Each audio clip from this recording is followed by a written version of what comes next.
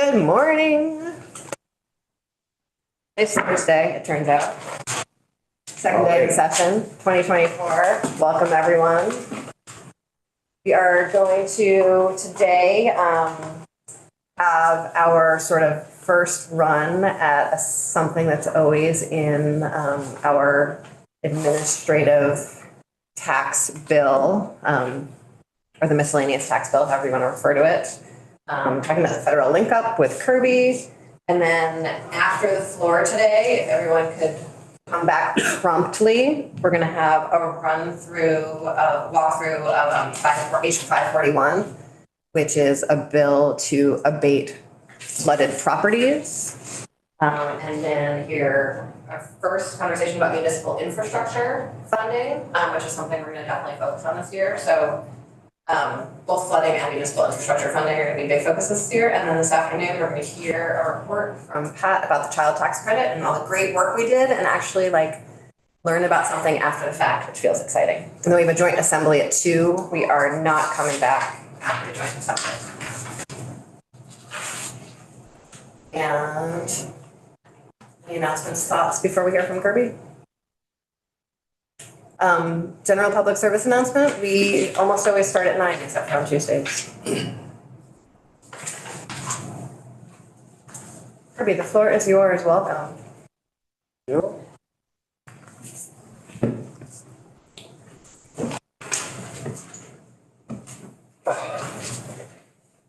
Kirby Keaton, Legislative Counsel. First time I've said that. Congratulations. I put together a little memo to run through the link up and the federal changes for this year. There's hardly any federal changes. It's the Cliff Notes version of things. But we have a document here that is available on your committee page, where the first 2 pages just run through the background on the link up. This was prepared by Abby last year, so I stole that. The important thing to know about the link up in general, unless you have other questions, is just that Vermont has static conformity where the legislature chooses to incorporate federal law each year through the link up or not, or to incorporate, but also maybe make some other modifications to Vermont income tax law to change how things flow through. I'm going to assume you're all aware of all that, so I'm just going to move on to 2023. Is there any questions about the link up though? No, thank you. And this is usually not a particularly controversial issue, even just the issue of whether we are static or rolling. But during the early times in the pandemic, the feds had some retroactive action, and that caused, all of a sudden something that we hadn't actually talked about very deeply before became quite impactful. So, okay. Well, in general, when it comes to the federal link up and changes of federal law for the income tax, ever since 2017, Act 52 of Act 7 of 2017,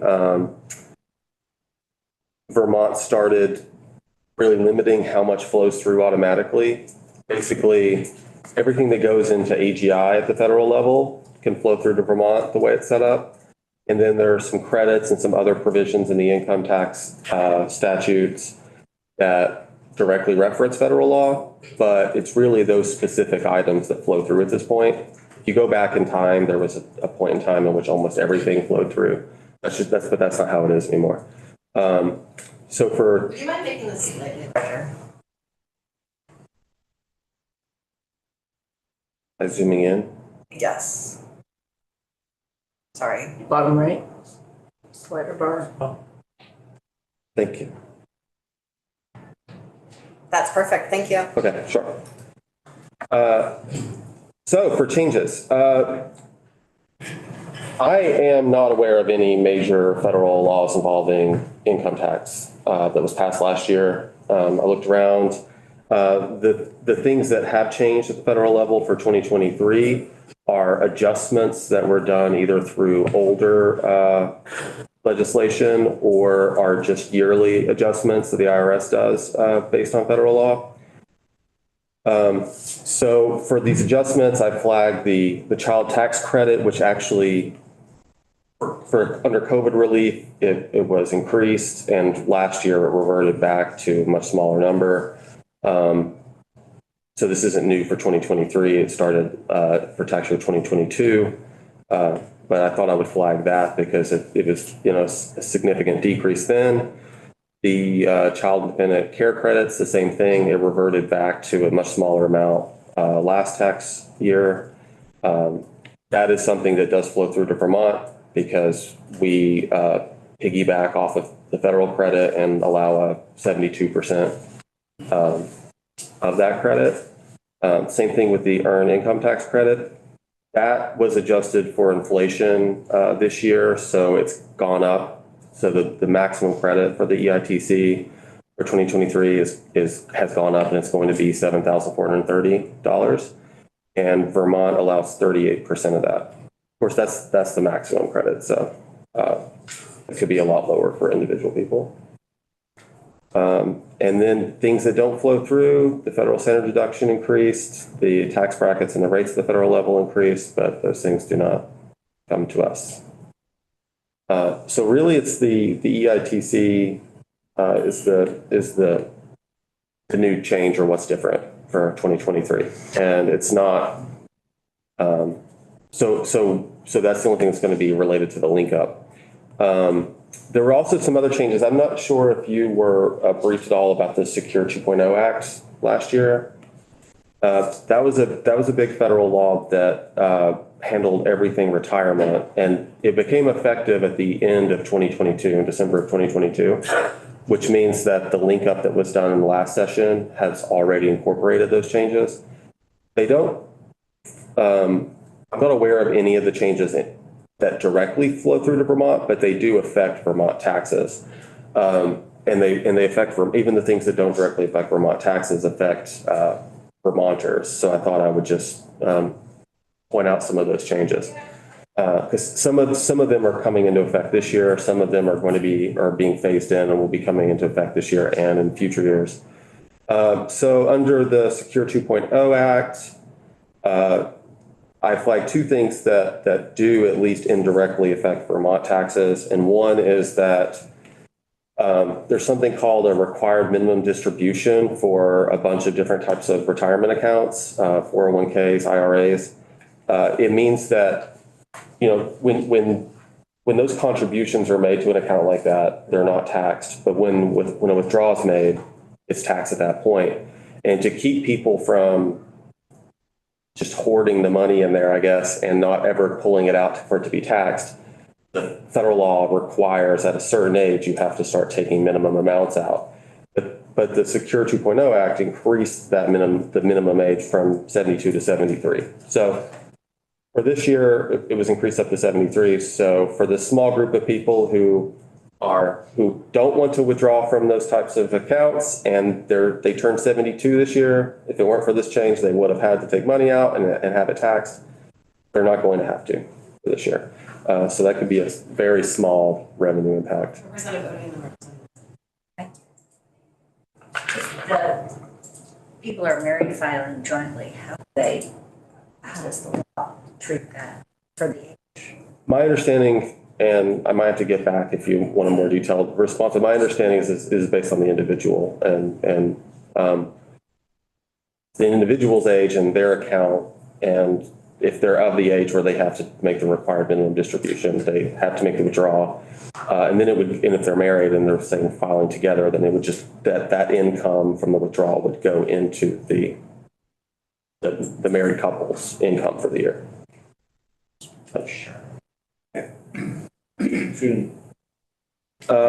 Are you able to divine impact on Vermont revenue at this point, or is it too early to do a guess? For this? For that sheet there. I mean, I'm not a data person at all, but it's such a small niche group. Okay. I think it's going to be, it's not significant at all. Thank you. Sorry. No, the first de minimis joke of the year is I know. important. It's an important. Perhaps it's a de minimis amount, which is, think that's fair. favorite. Yeah, it's a de minimis amount. That's what I should have said, actually. Yeah. You seek to use that. Okay, I can try to do that. Standards for humor. There's some things coming up where we can use de minimis. The next de minimis impact is some changes to Roth accounts. So that you all know about how Roth accounts work, is that there's a lot of laws at the federal level that you have to follow. But if you follow all these rules, then money that's put into a Roth account is taxed on the front end, and then when it's withdrawn after it's earned money over time in the account, when that's withdrawn, it's not taxed. So all of those earnings, all the gain from the account don't get taxed if you follow all the rules. And a lot of that has to do with how long you have to keep the money in and how old you are once you're able to withdraw from it and all these things. But because it has such good favorable tax treatment, a lot of people want to try to use these if they can. And so the Secure 2.0 Act increased the amount of income you can earn before you put money into these. And then they also loosened up some of the other rules around it. And they also made it so that employers can actually match contributions to a Roth account for people. So the expectation is that more people are going to be using Roth accounts, which means that if they were using some other retirement account and they're contributing to it now, it probably wouldn't be taxed. But with these Roth accounts, it would be taxed now, but it's not necessarily going to be taxed later for Vermont. So I think there's an assumption, I think it's safe to say that there'll be more people using Roth accounts. And the long-term impact on Vermont on that is hard to tell, because let's say we tax it now when they put into a Roth account because they're Vermont residents. If they go to Florida to retire or something, we weren't going to be able to tax that anyway. So in some ways, if you look at the snowbird thing, then it could be beneficial to Vermont that this is happening. So if your employer contributes to your Roth, that's taxed. By the employer, they pay the tax. You don't have to pay it again when you don't put it into the Roth. That's a good question. I think that, yeah, the employer would have to pay tax at that time. Right. They do that, yeah. That's my question though. Yeah. Does the employee have to pay the tax again? The employee would pay tax on their contribution, and then the employer would pay on the matching part. And I'll double check that later though. Thank you, sir. Yeah. The way I understand it is it's taxed like payroll, right? It's not, there are certain ways you can set money aside, like a health savings account, right? That money can be put in that pre-tax. And money's put in post-tax, but then it's not taxed on the other end. Does that match? Yeah, but I'm not Sometimes- understanding why the employer would pay Employers pay a portion. income tax on I'm thinking in terms of income tax, maybe I'm thinking about the wrong thing. Why would Yeah, the payroll employer tax. pay an income tax on? Yeah, if it was payroll tax. That is what I was thinking. I'll look that up and get back to you about exactly how the employer is in that case. But the intended takeaway here though is that employers can actually do that now, because they didn't used to be able to do that for Roth accounts. So those could be some things that have the most impact on Vermont, I think. But I've also tagged several other Secure 2.0 Act provisions. Again, a lot of it has to do with retirement. Try to go through kind of quickly on these. Leftover money from a 529 plan at the federal level can now be rolled over into a Roth IRA. So if you're fortunate enough to have a bunch of money sitting in a college account that you never used, you can now roll it into a advantageous version of a retirement account. Up with lots of rules, the cap of $35,000, and this does not flow through to Vermont. We have a credit for 529 plan contributions, but it's not structured in a way where federal changes flow through. So it doesn't affect Vermont at all directly. in fact,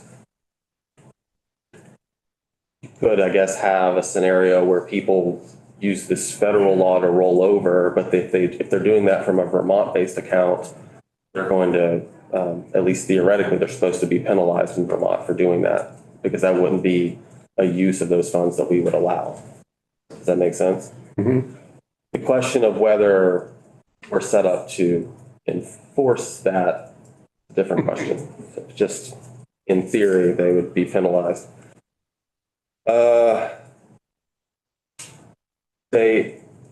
There's fewer penalties now with these RMDs if a person doesn't make the required withdrawal that they were supposed to make. The penalty's not as bad anymore. Employers are allowed to offer employees a match to their 401k for payments towards student loans at the federal level now.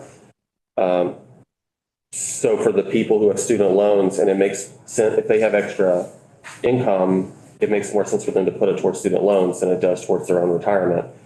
So now federal law is allowing people to be able to pay off their student loans, and then their employee can match that student loan payment towards their retirement plan. The cap on qualified charitable distributions is going to be indexed for inflation now, so that means that cap is going to start increasing annually.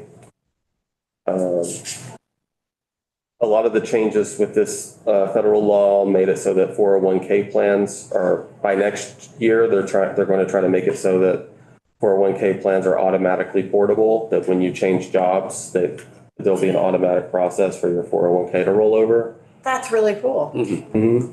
Does that flow through us? We have to specifically. It will be allowed here. Yes, it would be allowed in Vermont because the federal law is allowing it. So we don't have to act. We don't. Yeah, it will just happen. And I think there would be some questions about whether we could interfere with that at all. I'm guessing it's preempted, but I haven't looked. So yeah. There's a new type of 401k that they're calling us. Should be, I think, starter K, not stater. A starter K, it's basically just an incentive for employers to get a tax credit if they start offering retirement plans, if they're not currently offering retirement plans. Knowing about those kinds of federal tax credits are really helpful to me because sometimes they're at a scale that there's no point in having a state tax credit to match it, and sometimes it's a state tax credit could leverage it. And so even though it's not something that necessarily immediately impacts us, it's really helpful context in sort of how we weave together our own policy if someone came to us and wanted to do something like that here. Thanks. Yep, and the RMDs I mentioned before are after this act, they're no longer required for certain types of Roth accounts, ones that were provided directly by an employer. For those accounts, there's not going to be a required draw of money. And that feels very technical because most of the time, what's the point in making people take money out of those accounts when it's not taxed anyway? So I think that's why that change was made probably. And then there's the Inflation Reduction Act of 2022.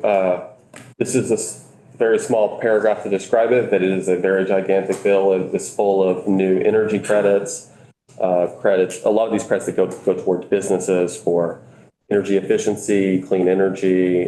There's incentives for investing energy projects in low-income communities, investing in having energy products that involve stricter labor standards than people have to follow, just tax incentives for all of these various things. One random change made here was that the credit for electric vehicles, federal credit for electric vehicles, can be used for used electric vehicles now. And none of this stuff, none of these credits directly flow through to Vermont or become Vermont credits or anything like that, but they all exist now. Thanks. Any questions about any changes? They were all pretty de minimis, I think. winning us over left and right. First corner point is your. No, I know, it's Julia, no, you have to be here on time to know. Any questions from anyone? You need an action? No, we don't need an action. We'll roll in the link up into when we actually have a miscellaneous tax bill. We'll put it in. But this is the context for that sentence, essentially. Does anyone, we'll see the sentence once we actually have a bill. I don't think we have to talk about the sentence right now. It's the same sentence every year. Great. Thank you, Kirby. Yep. We'll see everyone, we're gonna go to the floor. We'll see everyone back here, prompt